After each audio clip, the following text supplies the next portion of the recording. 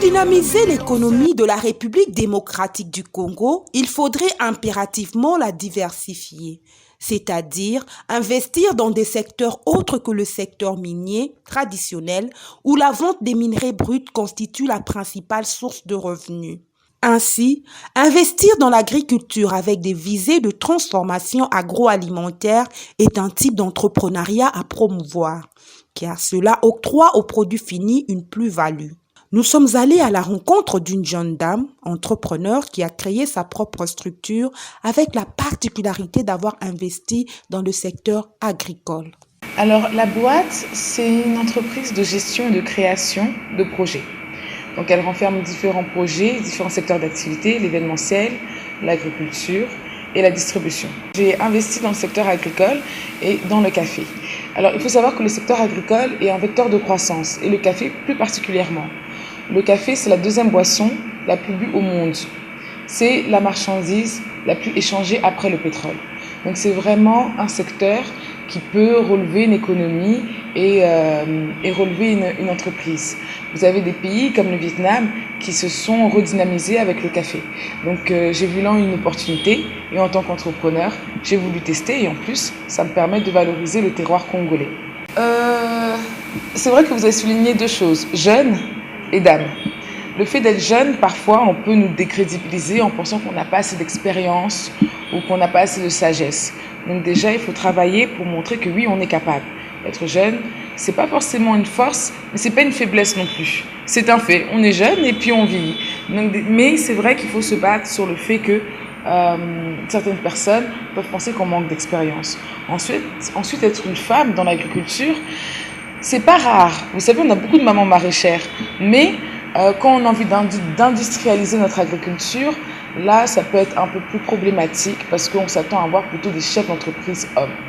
L'agriculture, c'est un secteur, il faut vraiment prendre ça comme une entreprise à part entière et pas comme un secteur de paysans et de façon péjorative. Donc les difficultés, c'est surtout se battre contre les a priori et contre les préjugés en prouvant, en montrant qu'on est capable et justement casser ces préjugés par notre exemple et par notre modèle. Alors, il y a des difficultés, effectivement, mais ce n'est pas lié au fait que je sois une jeune femme entrepreneur. C'est les difficultés liées au pays, tout simplement. Par exemple, nous manquons très fort d'industrialisation de notre agriculture. C'est-à-dire, aujourd'hui, vous avez des gens qui font des tomates, mais n'ont pas la machine pour transformer le concentré de tomates. Donc, au final, on importe notre concentré de tomates, alors que nous avons des tomates à foison ici. Il y a des gens qui vont faire du café, mais ils n'ont pas la machine pour transformer les graines de café en café moulu et à les empaqueter. Donc on a vraiment un problème d'industrialisation dans notre économie congolaise. Et c'est surtout ça, cette difficulté-là, qu'il faut résoudre. Alors il y a des organismes qui peuvent nous accompagner comme le FPI, il faut toquer aux différentes portes, et il faut surtout penser transformation. Ce qu'il faut faire, je pense, c'est déjà lister un peu les difficultés qu'on a et essayer de prendre un cheval de bataille, un à un.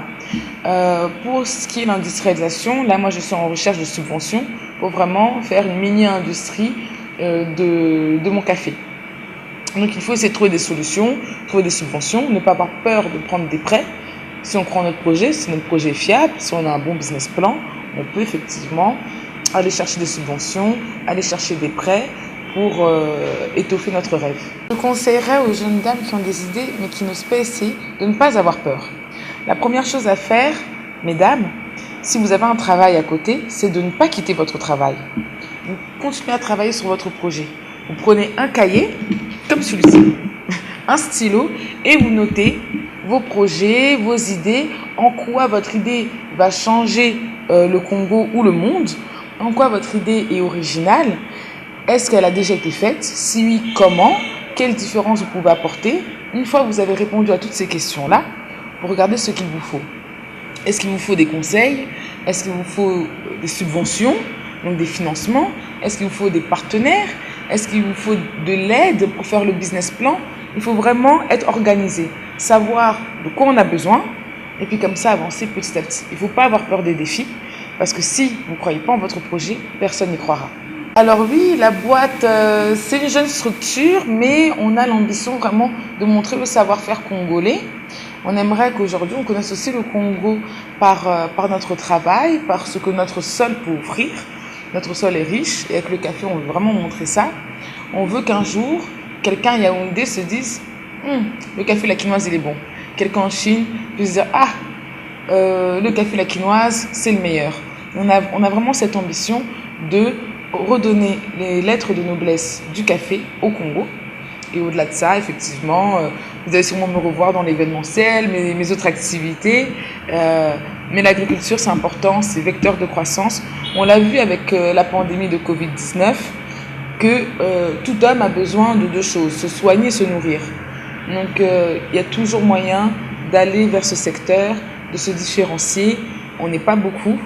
Il y a 80% de terres fertiles au Congo, de terres qui peuvent produire des fruits et légumes, et pourtant on n'en consomme que 10% de ces terres.